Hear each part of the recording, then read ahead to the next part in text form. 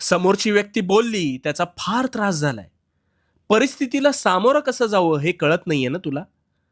आता आज मी तुला एक असा आरसा दाखवणार आहे, की तुझी ही घालमेल आहे ना, ही घालमेल कायमची थांबेल.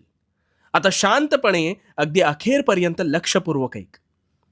तू जिथे कुठे आहेस, ह्या जगात ह्याच क्षणाला कुणीतरी खूप खुश असेल, कुणी दुःखी असेल, कुणाचे पोट भरत नसेल, तर कुणी ऐशोआरामात जगत असेल. कुणीतरी जन्माला येत असेल, तर कुणी मृत्यू पावत असेल. ह्या परिस्थितीत तू काही बदल करू शकतोस का रे? नाही ना? कारण हा ज्याचा त्याचा प्रश्न आहे, नाही का?